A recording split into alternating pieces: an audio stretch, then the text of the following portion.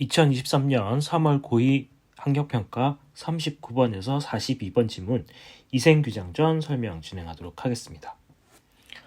어느 날 이생이 최 씨에게 말했다. 자, 이생은 남자 주인공이고 최 씨는 여자 주인공입니다. 옛 성인의 말씀에 어버이가 계시면 나가 놀더라도 반드시 가는 곳을 고해야 한다고 했소. 그런데 지금 나는 부모님께 아침 저녁 문외한 인사를 드리지 못한 채 벌써 사흘이나 보냈구려. 그러니까 지금 남자 주인공이 여자 주인공 집에 와서 집에 들어간 지가 사흘이 지났다라는 정보를 확인할 수가 있습니다. 분명 부모님께서는 문간에 기대어 나를 기다리실 것이니 어찌 자식된 도리라 하겠소. 최 씨는 서운해하면서도 고개를 끄덕였다. 그러고는 이생이 담을 넘어 돌아가게 해주었다.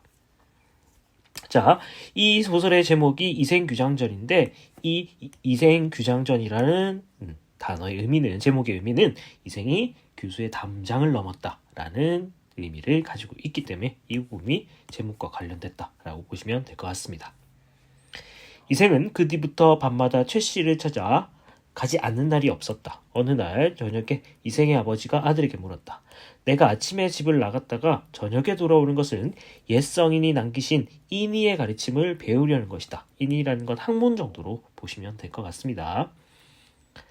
그런데 요즘은 황혼역에 나갔다 새벽역에 들어오니 이게 어찌된 일이냐. 분명 경박한 천박한 놈들의 행실을 배워 남의 집 담장을 넘어가서 누구네 집 규수와 정을 통하고 다니는 것이겠지.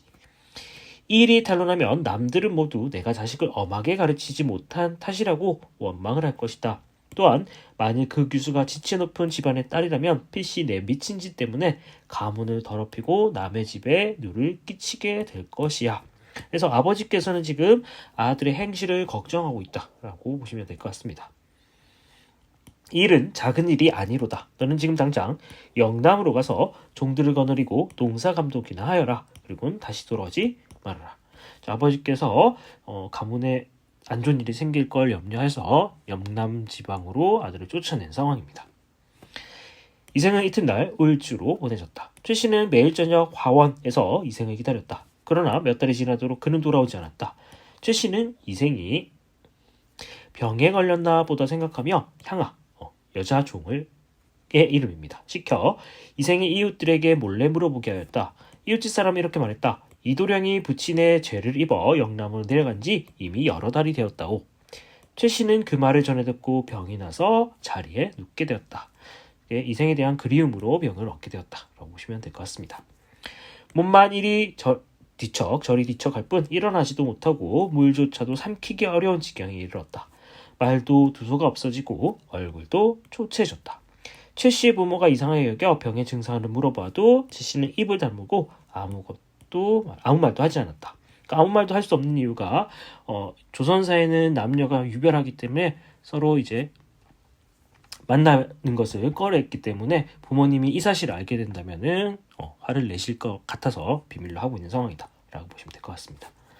그러던 중 최 씨의 부모가 딸의 글상자를 눈쳐보다가 전에 이생이 최 씨에게 화답한 시를 발견하게 되었다.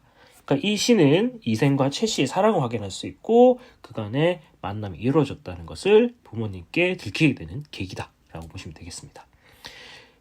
부모님들은 그제서야 깜짝 놀라면서 말했다. 하마터면 우리 딸을 잃을 뻔했구나. 그러고 딸에게 물었다. 이생이 누구냐? 일이 이렇게 되자 최 씨도 더 이상 숨길 수가 없었다. 그녀는 목구멍에서 겨우 나오는 작은 목소리로 부모님께 사실을 아뢰었다.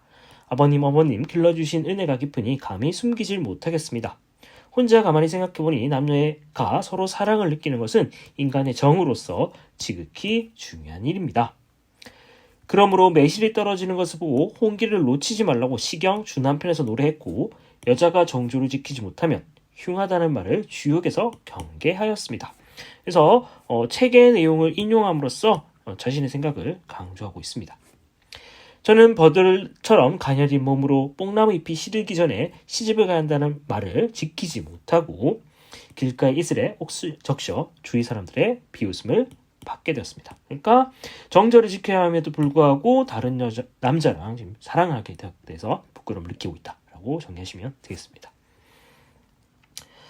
덩굴이 다른 나무에 의지하여 살듯이 위당 당연히 처녀 행실을 하고 말았으니 위당 처녀, 그러니까 처녀 행실을 벗어나고 말았으니 죄가 이미 넘쳐 가문에 누를 끼치게 되었습니다. 그러나 저의 신이 없는 도련님을 한 번 가서 가씨 집안의 향을 훔친 뒤로 원망을 천갈래로 생겨났습니다. 그러니까 지금 소식이 끊긴 지가 오래되어서 원망이 커졌다라고 보시면 되겠습니다. 여리디 여린 몸으로 서러운 고독을 견디다 보니 그리운 정이 날로 깊어 가고 큰 병은 나날이 더해가서 거의 죽을 지경에 이르렀습니다. 장차 한 미친 귀신이 될 듯합니다. 부모님께서 저의 소원을 들어주신다면 제 남은 목숨을 보존하게 될 것이고 만약 간곡한 거절을 하신다면 죽음만 있을 뿐입니다. 그래서 협박을 통해서 자신의 소망, 이생과 다시 재회를 하기를 바라고 있습니다. 이생과 저승에서 함께 논일지언정 명세코 다른 가문으로 시집가진 않겠습니다. 이에 최씨 부모도 그녀의 뜻을 알게 되었으므로 다시 병의 증세를 묻지 않았다. 그저 한편으로 경계하고 한편으로는 달래가며 딸의 마음을 누그러뜨리려고 노력하였다. 그러고는 중매의 예를 갖추어 이생의 집에 혼인 의사를 물었다. 그래서 여기서 이 중매라는 것은 이제 조선 사회에서는 바로 가문과 가문끼리 바로 결혼 승낙 여부를 확인하는 것이 아니라 중간에 중매 제도를 주어서 자신의 그 결혼 의사를 밝히는 제도가 있었다는 걸 확인할 수가 있겠습니다. 이생의 아버지는 최씨 가문의 문벌이 어떤지 물은 후 말을 하였다. 우리 집 아이가 비록 나이가 어려 잠시 바람이 나긴 했지만 학문에 정통하고 풍모도 남부럽지 않으니 바라는 바는 앞으로 장원급자여 훗날 세상에 이름을 떠치는 것이요 서둘러 혼처를 구하고 싶지 않소. 그래서 아들 칭찬을 하고 아들의 장래를 걱정해서 혼인을 거절하고 있는 상황입니다. 중매쟁이가 돌아와 최씨 부친에게 이 말을 아뢰니 최씨 집안에서 다시 이씨 집안에 이러한 말을 전했다. 한실의 벗들이 모두 그대 아드님의 재주가 뛰어나다고 칭찬을 하더이다. 지금 웅크리고 있지만 어찌 끝내 연못 속에만 머물 수가 있겠습니까? 속히 좋은 날을 정해 두 가문의 즐거움을 합하는 것이 좋을 듯합니다. 자, 최씨 여인의 아버지께서는 이생을 칭찬하고 그리고 앞으로 장래가 밝은 것 역시 칭찬한 다음 결혼을 권유하는 설득적 말하기를 사용하고 있습니다.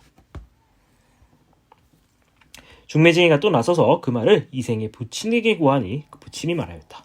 나 역시 젊어서부터 책을 잡고 경전을 공부했지만 늘도록 성공하지 못했소. 노비들이 도망가 흩어지고 친척들이 도움도 적어 생활이 어렵고 살림도 군색하다오. 그래서 이생의 집안이 보잘것없다는 걸 설명하고 있습니다. 그러니 문벌 좋은 고 번성한 집에서 어찌 한갓 한미한 선비를 사이로 삼으려 하신단 말이오. 이는 반드시 일 만들기 좋아하는 사람들이 우리 집안을 과도하게 칭찬해서 당신 집을 속인 것입니다. 거절을 한 번 더 하고 있습니다.